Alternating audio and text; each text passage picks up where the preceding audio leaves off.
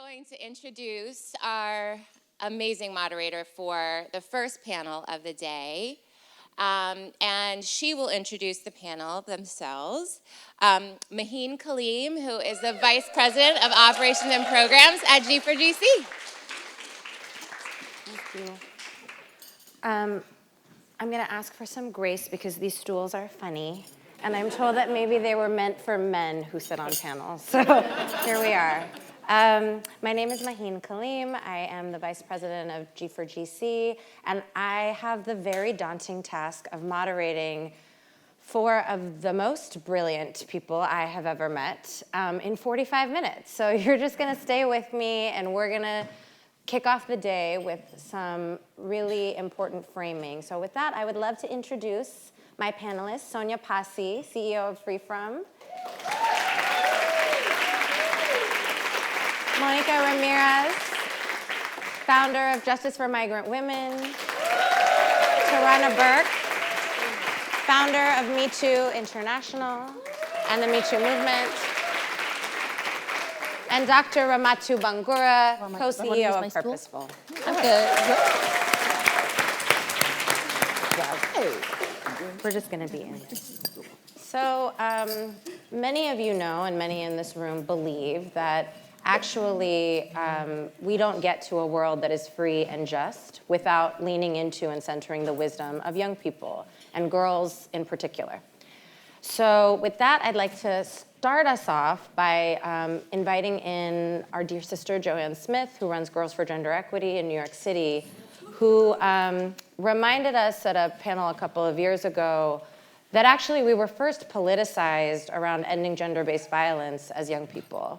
And so I'd love for each of my panelists to start by introducing yourself, saying a little bit about your organization, but also the question Joanne posed was, what age were you when you first realized or understood gender violence?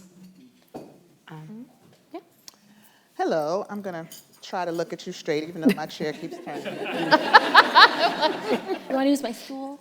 Well, Yeah. I got you. What do you need? I'm going to hold it like this. Just hold this. I'm going to hold it like that. Anyway, good morning. I'm Tarana from Me Too International, Chief Vision Officer. Use she, her pronouns. And I was 7 the first time I was introduced to gender-based violence, unfortunately. I probably didn't understand what it was. I know I didn't understand what it was. I was 14 the first time somebody actually helped me understand what it was. That it was a thing in the world to be understood as wrong. When I was in a youth leadership camp and we were in a sister circle and people started talking about, other girls started talking about their experiences with it, and I realized, oh, this is a thing that's not supposed to happen. Both of those ages were too young. But yeah, that was my introduction. My introduction was way too young, and my understanding of it was also way too young. Thank you. And I don't know if we should give trigger warnings to folks. Yeah, I was just thinking actually, like, we're going to talk about gender-based violence, and I think sometimes when we're in this work, we forget the weight and the way that we feel it in our bodies. So I think we are, and many of us are survivors. And so we encourage you both to do what you need to do to care for yourselves, but also to be in it with us, and to allow for what this moment is calling for, which is some truth and some humanity. So thank you for that. Thank you. Good morning, everyone. I'm Mónica Ramírez with Justice for Migrant Women. And I think that I first came to know violence when I was 4 or 5. But I didn't know that anything could be done about it until I was probably like 12. And I mean, I didn't know that there was help to do something to help people who had experienced violence until I was probably about 12. Hi, everyone.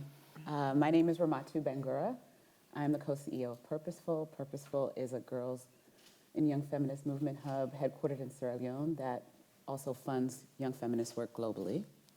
I came to know gender-based violence also as a survivor at 8, but didn't know it as beyond something that happened to me until I started doing girls' work at 19 with other girls. And I think the thing that taught me that it was a thing was one, I started learning there that you don't work with girls, and you're not doing work with girls if you're not doing work around violence, unfortunately. Mm-hmm. Girls' work is violence work. And then I think for me, when I learned it was a thing, like big thing, capital T thing, was in the recurring levels, that some people, it's not just a thing that happens once that you work through. Right. That is a recurring, consistent fact of life, regular fact of life, and that it was my understanding that it is a thing beyond something that happened to me. Hi, everyone. My name is Sonya Passi. I'm the founder and CEO of FreeFrom. My pronouns are she, her, hers. FreeFrom is a national organization in the US working to end gender-based violence by reframing it as a structural economic problem. I first personally experienced gender-based violence when I was 7. When I was 16, I thought I wanted to be a human rights lawyer, and I started an Amnesty International group at my high school, and their campaign that year was Global Violence Against Women. And I remember reading in this pamphlet that I had written away for in the mail that 1 in 3 women in the world will be subjected to gender-based violence. And so this was the first time I actually heard these words. And right there and then, that became my life's work. And I started hosting domestic violence awareness weeks at my high school. I went on to college to do law school, all of it. This was my life's work. I was 26 when I put the pieces together and realized that I had experienced abuse my whole life. Mm-hmm. And that was why I did this work. Mm-hmm. So I was able to do movement work for 11 years, completely disassociated from my own story. Mm-hmm. Thank you all for leading with that, and also rooting in the young people that you were. The reason that I asked that question is because it is important for us to think about how we get politicized, when we get politicized, and often in our work we use the terms or we get introduced to the frameworks and the framing later. But in each of your stories, while you all unfortunately named experiencing it or seeing it very young, you also got activated really young. Mm-hmm. And so I just appreciate you bringing the girls activists that you were into the room as we root in that work. So we're here today to talk about a lot of things, and we have a very interesting charge for the room. So I want to start with you, Mónica, to tell us why we're here. What's one big, it can be hope, frustration, concern, related to resourcing global movements to end gender-based violence, that made you feel like it was imperative to have this gathering and to bring us into the room together? Yeah, well, I'll start with the hope, which is we, all of you, are the hope. And, you know, in our work at Justice for Migrant Women and my work as an activist, I started as an activist when I was 14 years old, and over my whole career, I feel like part of it, my work has been creating disruption, in a sense, by building spaces in what I like to call places of consequence. Mm. So spaces that should exist, should have always existed, where we center the people we are, the people we serve, the work that we do, where it's been absent, either, or maybe even an afterthought in some ways. And so the way that we got here is, this is actually my 8th Skoll. The first time I came here, I didn't know what the heck was going on. And I didn't understand like how to move in this space and how to navigate it. This is my 5th in person. And each year as I came back, and my friends were coming and we were figuring out how we were gonna move in this space together, the question was always, how would we show up and bring our work, and how would we make sure that our work and survivors are being centered in what you all know. For those of you who've been to Skoll before, there are so many opportunities, there's so many great conversations happening. And so over time, as we started to kind of figure out, like, how do we show up at this space, in September of 24, some of us were together and we said, okay, we need to look at Skoll, where some of us are going to reconvene. It is a place of consequence. It is a place where people from lots of fields will come together from around the world. And this question around funding and scarcity and lack of resourcing, it isn't something that emerged because of the US election, right? It's always been the case that we needed to be having this conversation and coming together. And so we said, well, what would it look like for us to gather at Skoll while we're there from folks who we want to be doing work with, we are doing work with, to center this conversation. If we truly believe that sexual and gender-based violence in all of its forms is related to or in association with other issues, climate, immigration, economic justice, et cetera, then we have to start this week together centering this conversation. And so that, we all put our heads together and we dreamt it up.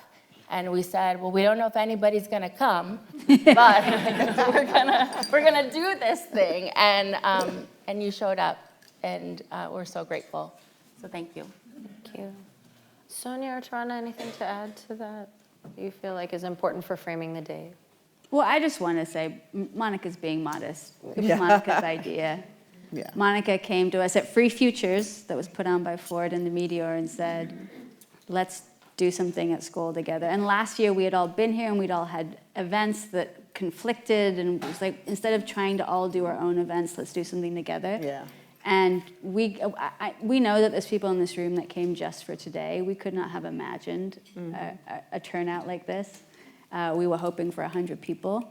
Yeah. So thank you all, because all we did was create the space, Yeah. and you all filled it. Yeah, I think this is a part of the dream, right? Part of everybody here does things in different areas of sexual and gender-based violence, but this is not the beginning, but this is sort of what we are dreaming of, a collective vision for a way forward. And we knew that if we created this space that people would fill it, because we all want it.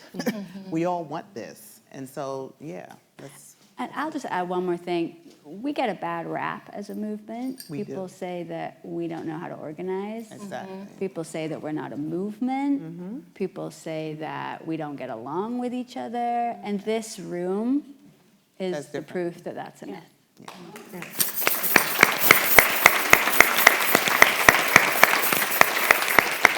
So let's get into it.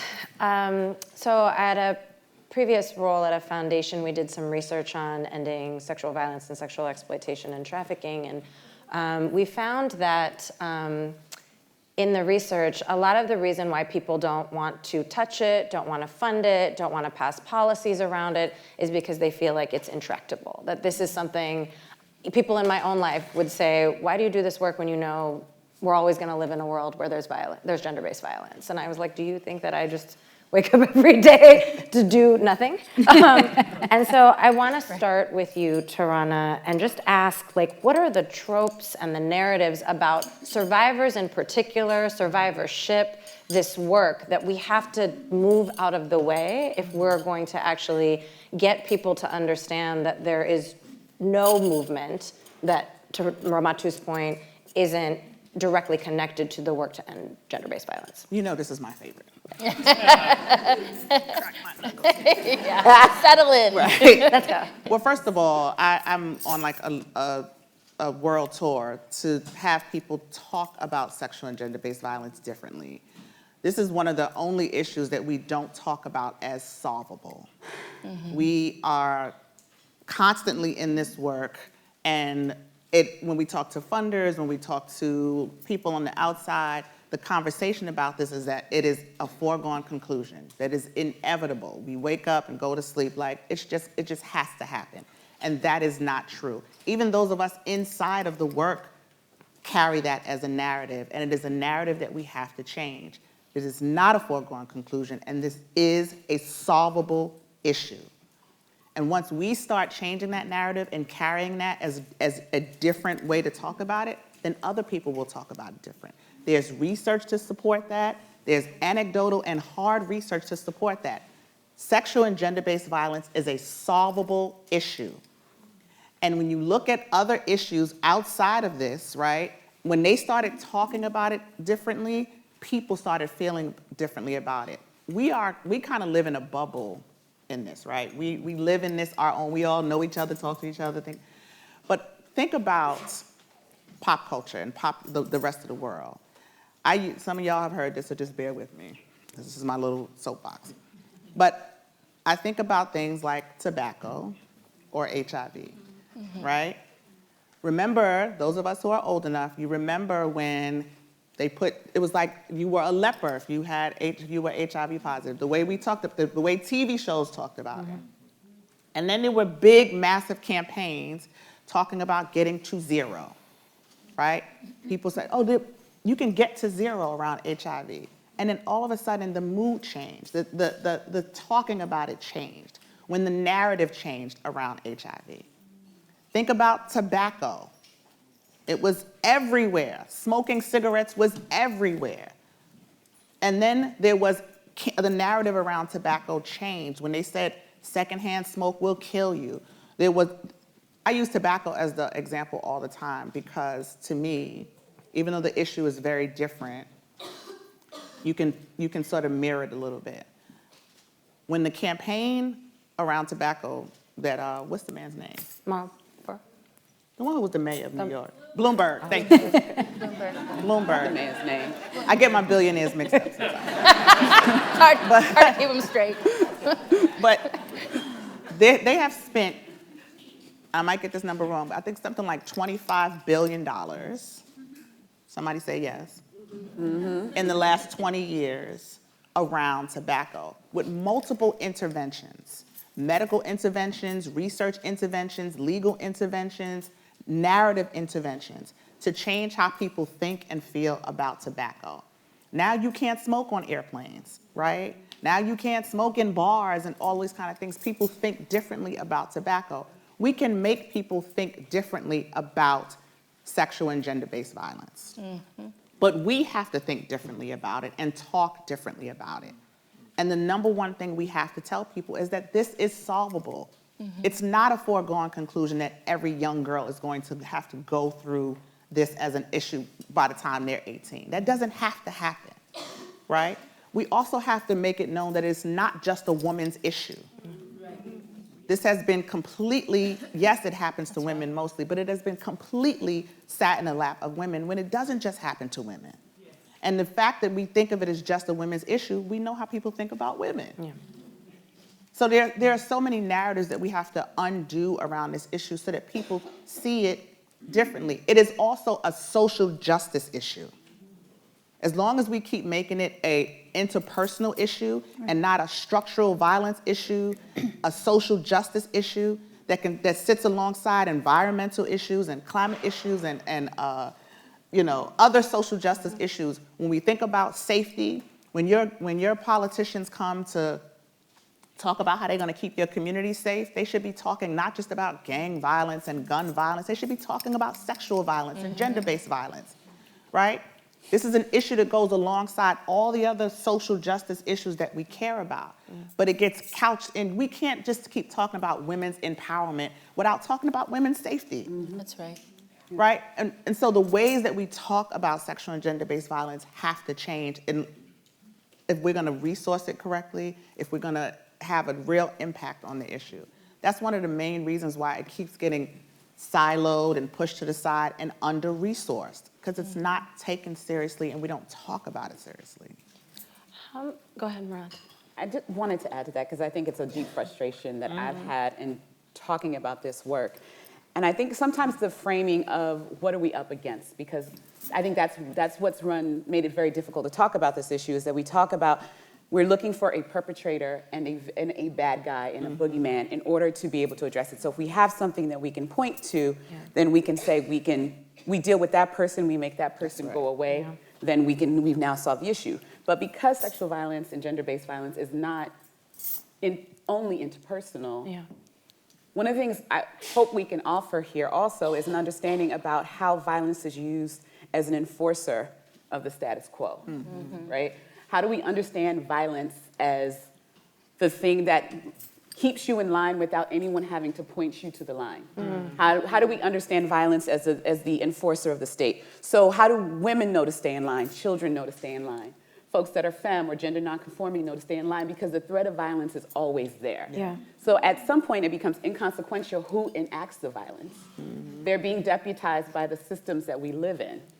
And so if we understand that these systems are designed to keep us in line, and it has forces and levers that it pulls that oftentimes have very little to do with just the interpersonal interaction. Yeah. Sexual violence is the enforcer of our gender constructs, right? It's the way we understand who is effeminate, who is not, who is allowed to have power, who is not. And when anyone broaches those lines, violence always pops up to remind us where we're supposed to be. And so it's to understand violence as, when we say it's systemic, it's not just the impunity that people move with, or it's not just the fact that no one does anything. It's the fact that it happens because it's designed to keep us in our places. And it's so, like, the word is gone. But it's insidious in that we can all be deputized to do its work. Yeah. Right? So the way that we live in a violent society, the way we enact violence is in service of keeping us all in line. Yeah. And I think sometimes if we can move the conversation to that level, we can understand when we say it's systemic, it's not just because we're talking about law enforcement or we're talking about health systems or schools. It's systemic in that way, that it's in our bones, it's in our bodies, it's how we enforce the status quo. Yeah. Yeah. See, this is hard to do, y'all. Because you're so smart. And also because I think in both of what you're saying is that you're asking us to feel something in our bodies, to unpack what we have internalized, and also to democratize this conversation beyond these rooms, and to translate it for people. And that is hard work, because nobody wants to talk about it, because the tool is also about silencing, right? And even to name survivorship in these spaces, like you've really been inviting, folks in funder spaces to talk about your own survivorship. And to Ramatu's point, I think I'm hearing in that a call for the room and how we show up, particularly in a moment where the world is cracking open in a lot of different ways. And all of you have talked about what possibilities are and that it is solvable, to your point. So I'm gonna turn to you, Sonya, first. Mariam Kaba, who's an abolitionist scholar, often talks about abolition not as the absence of something, but as the presence of a lot of possibilities. And so each of you is doing really critical work, and many folks in this room, to show that actually this happens in communities every day. There are beautiful and important interventions that are happening every day. And so I want to start with you, Sonya. What possibilities do you think this particular moment we are in offers? What are the opportunities for us to actually prove and demonstrate to people what Tarana has been saying, which is that it is solvable? I think I actually asked for that question in the Google Doc. Thank you, Maheen. I really like reframing this moment as a moment of possibility, because it's very easy, at least 8 or 9 times a day, to feel like it's a moment of failure, a moment of crisis. But the truth is, the patriarchy was never going to end gender-based violence. It hasn't been working to end gender-based violence. It will not work to end gender-based violence. So our heavy reliance on governments to support survivors was just numbing us to the truth, which was, I think the moment that this offers us is there's nothing. There's no guardrails, there's no support, there's no Band-Aids, it's gone. So what do we want to build? And the truth is that the solutions, the possibilities, the answers are in this room. And there's many more activists that aren't with us today, but we hold all of the solutions. We're talking about a problem that is so complex that it will take a million different strategies moving side by side with each other. Oftentimes, the critique that FreeFrom gets is that we do too much.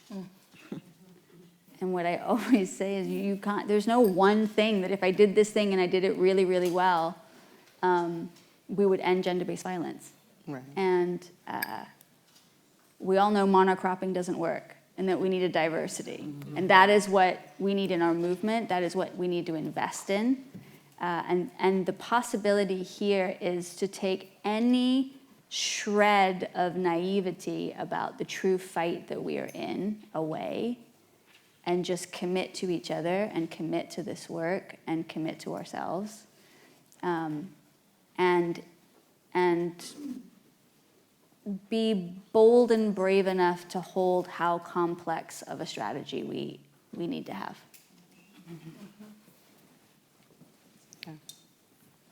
Yeah. Do you want to say something? I want to say a lot of things. I know, there's so much to There's say. so much to say. Because when I think about possibility, I'm just like, last year was my first time at Skoll, and I went to everything I could. And it was interesting. I was in some rooms. We went to some like trafficking things and met some folks from the trafficking movement. And it was like, oh, we never met you. You know, I never met you before. I was like, why haven't I met you before? Right? Why haven't we met, and why haven't we been doing this work before together? And then we were in some other spaces with people who were doing work around child sexual abuse, whatever. And it was like, we are one movement. That's right. This is one movement, and is a way in which people feel like, not with any malice or anything, but feel like we're not. Yep. And this sexual and gender-based violence it's about the violence, right? It's about what it leaves you with. Regardless of how you got there, it's about what it leaves you with. And so all of us are fighting the same fight to end the violence, Right. regardless of where you sit and how you do it. And so the possibility that exists is that we can build a collective vision to get to a place that ends the violence.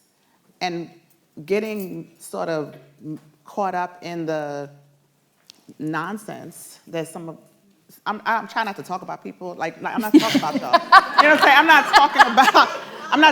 I don't want people to be like, is she talking about me? I'm not. She is. She definitely is. If you feel called out, I'm not. I'm calling out. calling you in now. I'm calling you in. I'm calling all of us in, because there's a way that we kind of have to put away the nonsense of like, this is this and this is that. There's also ways that we're doing like projects and things and all of these different pockets that we just have to talk to each other. That's kind of what this room is about. There are more ways to have resources than money, right? We are each other's resources. And so what's possible is for us to build a different kind of resource, a different kind of way. I look at like some of these other movements and I feel a little jealous. Like we need to do that. We are right there. Yeah. We are right there. We are good people, and we have good ideas, and we want it so badly, and we are right here. And I think before Me Too went viral, I couldn't dream big enough. Right. Because I couldn't see it. I didn't understand. I wasn't in certain rooms. And then when it did, I was like, oh, we could actually do this. We could do so much because we're like 2 degrees of separation, not even 6. So when I think about the question of possibility, I'm like, we are overrun with possibility. Yeah, and if I could add to that, because I think there's like the possibility of like, what are the tactics and strategies that we could use?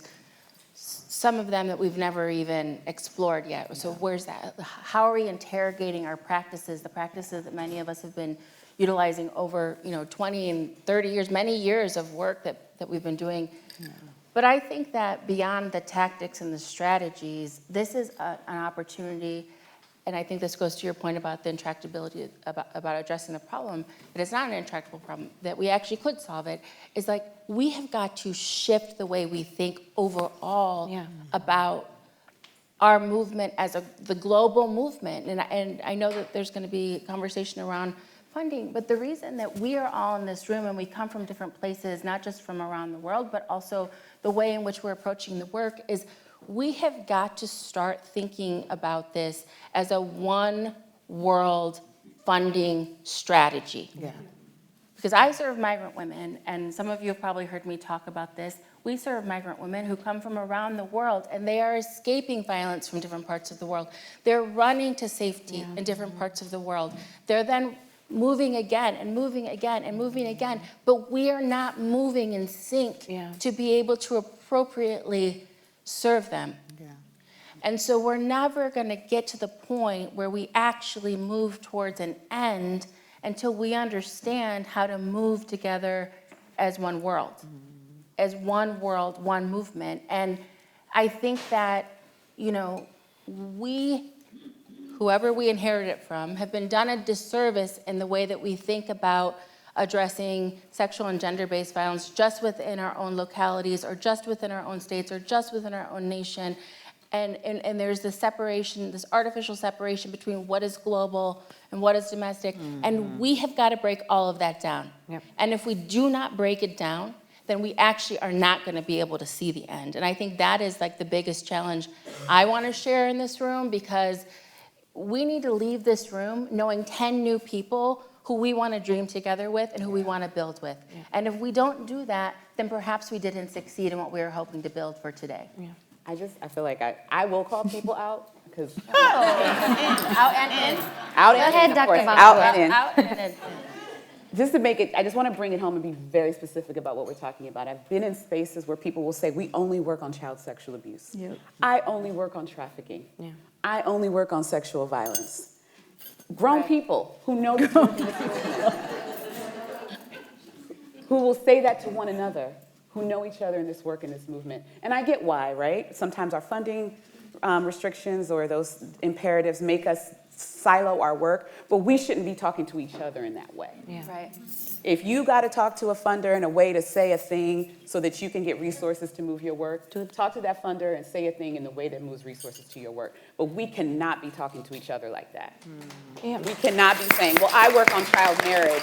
I only work on child sexual abuse. I'm sorry, what's the difference between child marriage and child sexual abuse? And who are the survivors?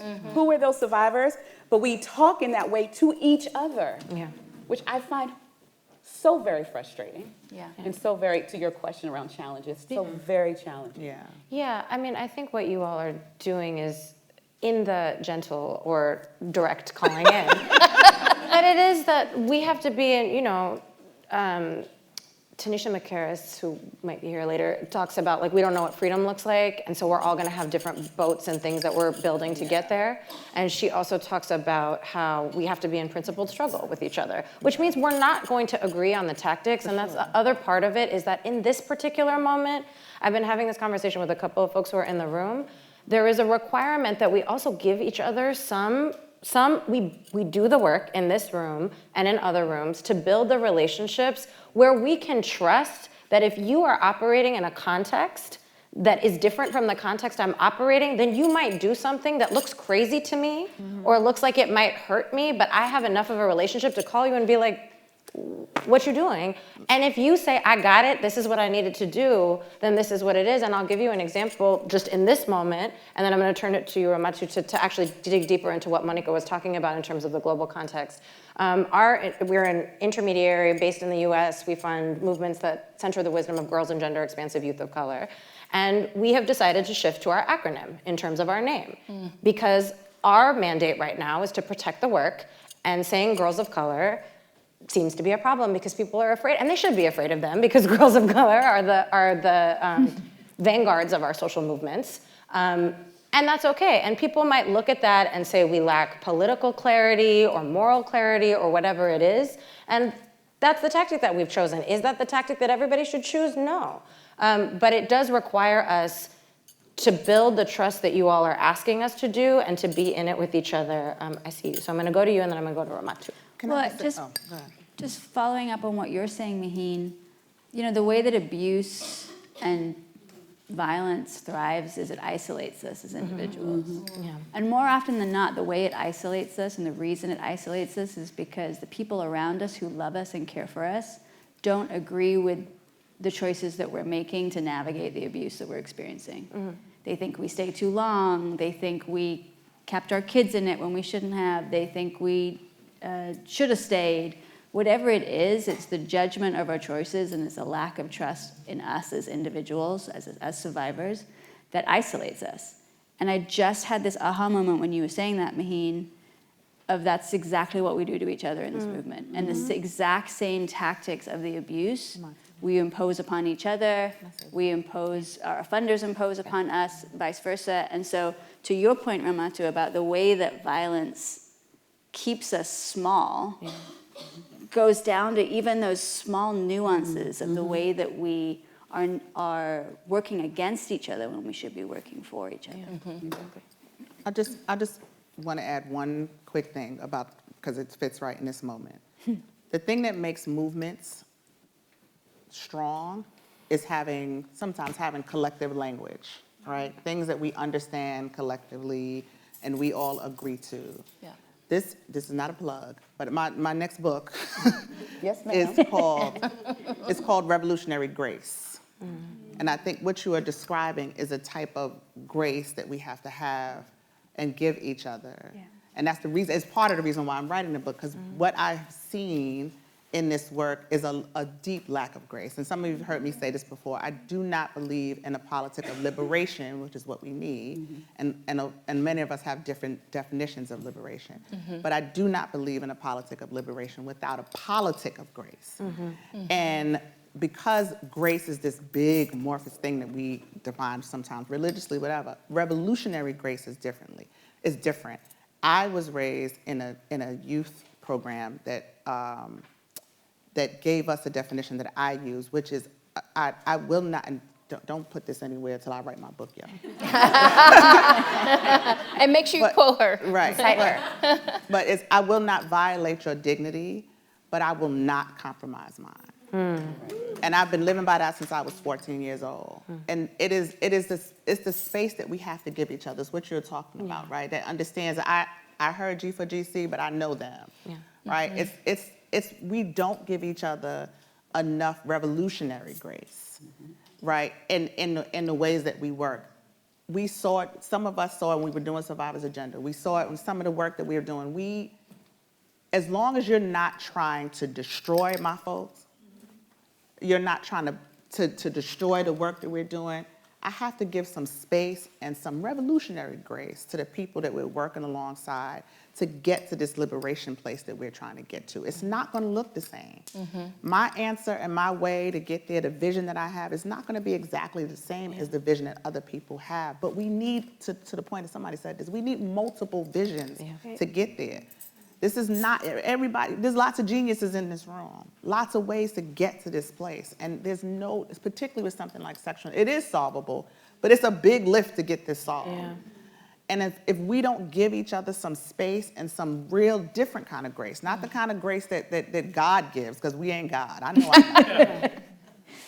Then we're gonna keep running in circles and running in circles and chasing our tails and wondering why we're not getting anywhere. Right.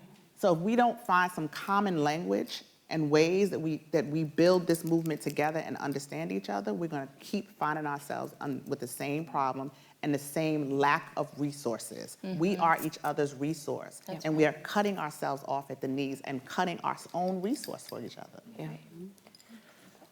So you know who's been giving us revolutionary grace?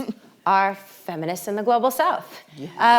Because those of us in the Global North that have all the resources and whatever are very confused right now because we are living under authoritarian and fascist regimes. We are losing the little bit of money that we had.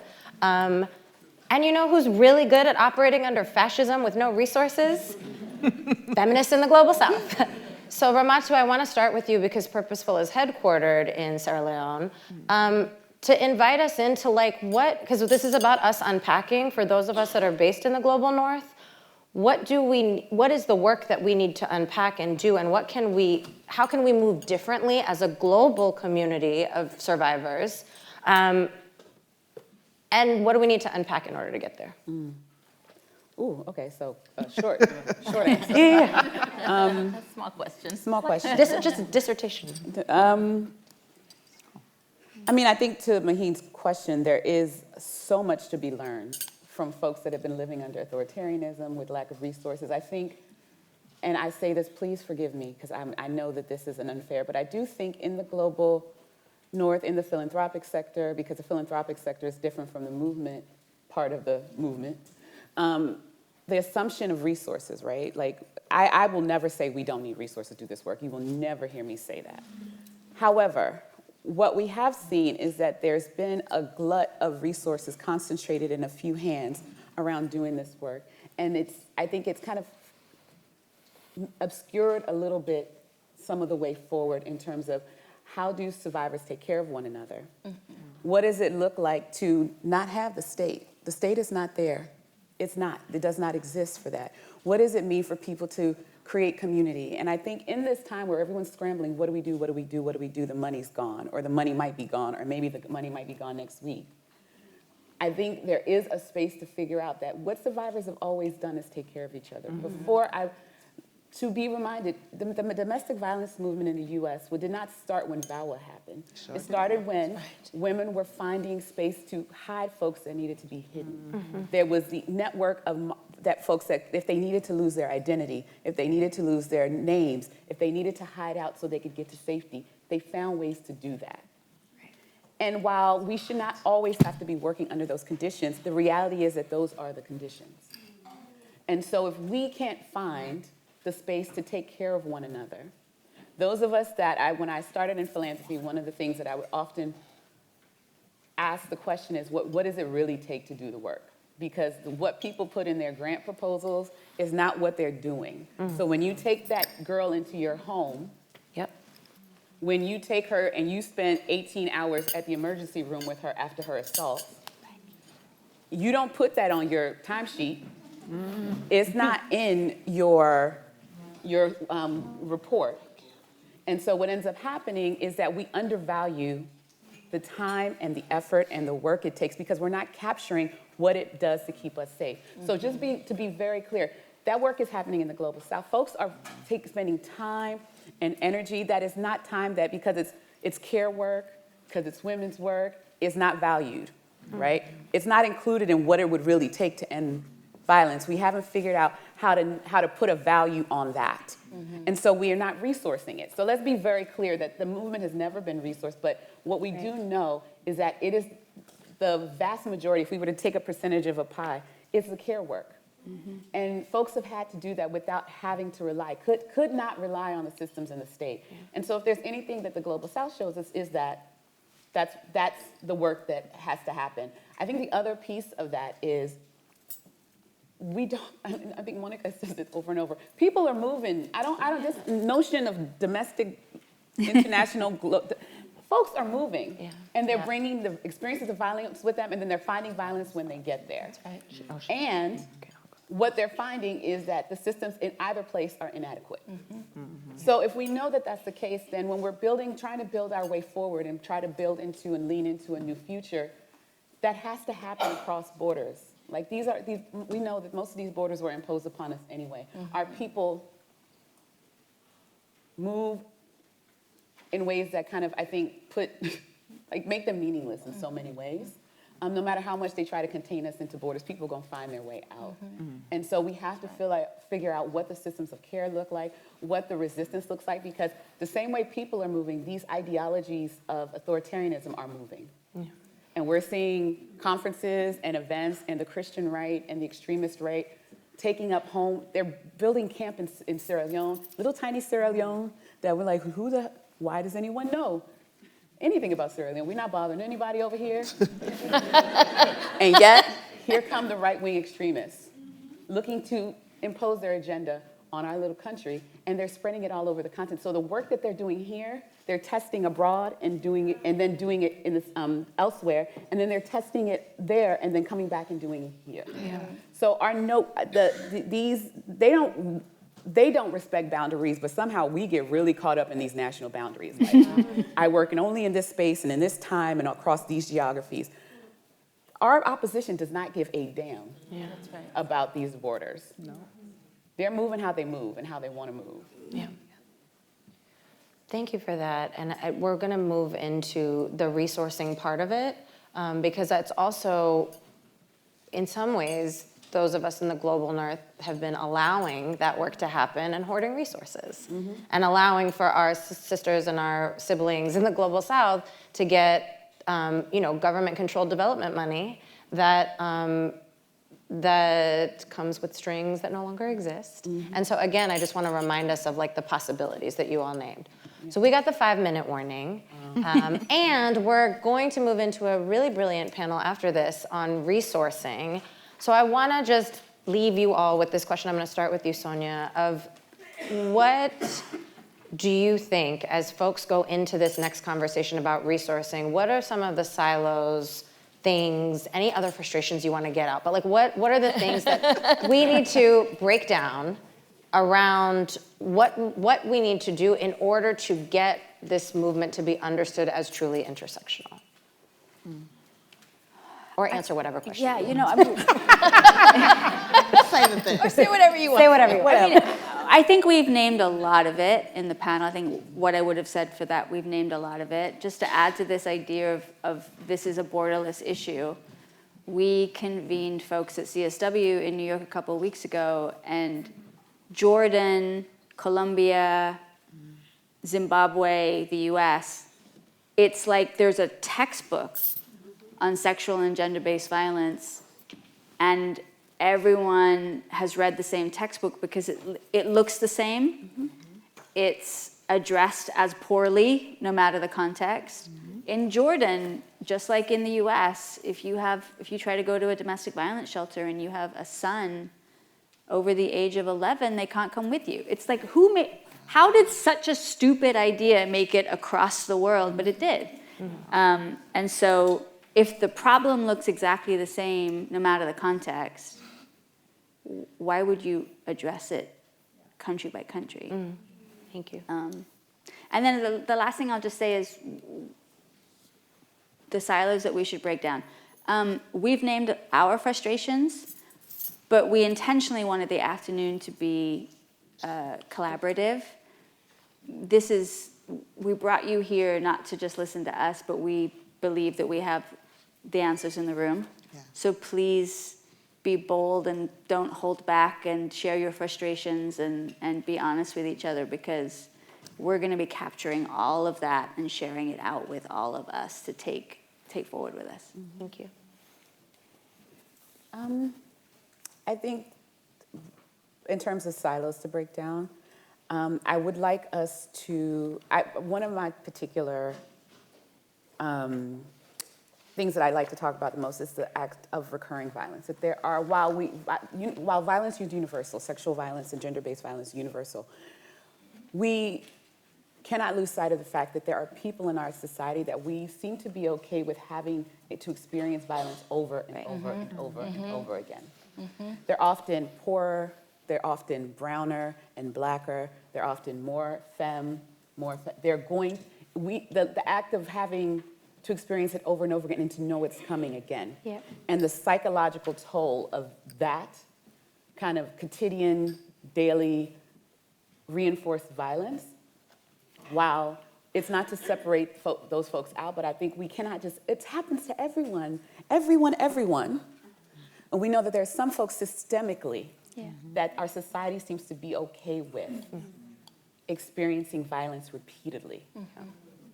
And so I just want to hold that in the room as we're holding this simultaneous, it's everywhere, it's all things, it's all of us together. And some people, for whatever reason, lots of reasons that I think we can all name, get to have this happen again and again and again. And that is the part that's systemic, because we decided, we know who they are. I don't have to name it. Everyone in here knows who that is. And so I just want us to hold that as a truth also, that yes, all of us, and some of us even more so. Thank you for that. I say that in our work, I say the community that we serve, they're treated like throwaway people. And so I deeply appreciate that comment. I think that, I have I'm very passionate about this idea of this one world, like seeing ourselves as one world and moving as one world. But I think that right now my biggest request to the room is that we have got to liberate our imaginations and be as creative as possible and get away from the way things have always been done. Right. Because the way that things have always been done has not served us and hasn't solved what we're trying to solve.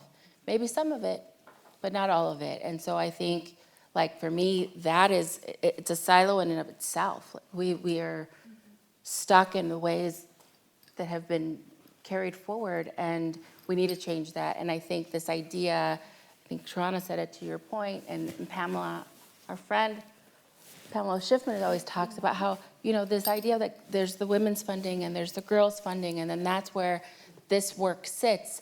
But why not climate funding? Why not immigration? Democracy. Why not all the other places? And I would say there are over 240 people registered for this event. Remember, I didn't know if anyone was going to come. We didn't know if anybody was going to come. 240 people registered. 269. But we need to bring 240 more. 240 more people who are thinking their work has nothing to do with this work. That's what we have to do, and make them understand why it is their work and why we need them to do their part. Ditto.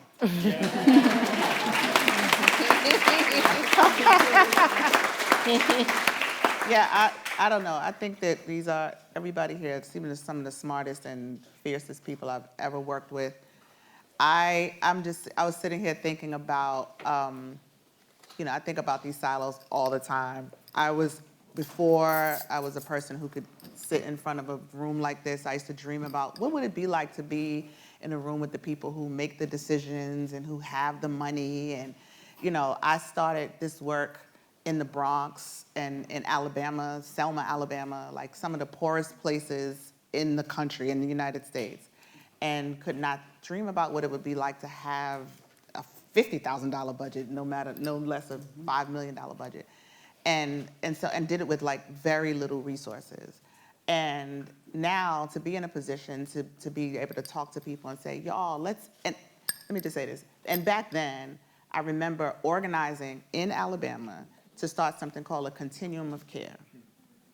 And that's when I literally went around in the county and got all the organizations that worked with young people and said, listen, y'all do sports, I do youth leadership, I work with girls, you work with boys, but all of us touch the young people some kind of way. We can't compete, right? We're not really in competition. Let's figure out how to create a continuum of care for all of these young people so that we're not in competition, so that we can share resources in some kind of way. It's the same thing that we're trying to do here. We need to figure out how to create a continuum of care around this work so that we're not in competition. We overlap in different ways. We take different parts of the work, different areas of the work, but we're all really heading towards the same goal. We overlap in some ways, we don't in other ways, but we can all share vision, we can share strategy. That's ultimately what we're trying to do. We're trying to get to the same place, but we have to do it collectively because we cannot do it apart. Me Too has a global network now. The mantra of our global network is, what can we do together that we cannot do separately? That's ultimately what we're trying to do. What is it that we can do together that we cannot do separately? And the real answer to that is nothing. We cannot do anything separately. We have to do it together. So today is the start of us trying to figure out what that is. And we're not gonna UN this. And no disrespect to the UN, I work with the UN, I love y'all.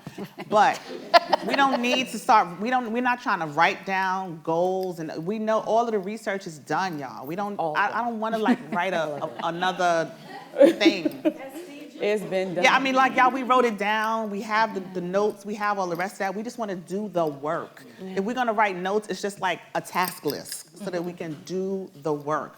I'm a Virgo, so I'm very let's get the work done. What can we do together that we cannot do separately? Amen. Thank you.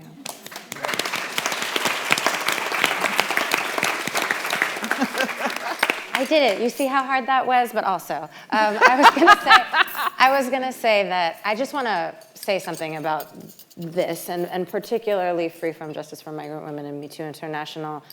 This was and Purposeful. This was an act of generosity and deeply feminist practice to say that we're going to come together and we're going to get people in a room, and each of you are engaged in that practice. So I just want us to remember and look at the way that these amazing women have modeled that by gathering us for no other purpose, actually, than to force us into having these conversations. And so I just really appreciate you all so much for that.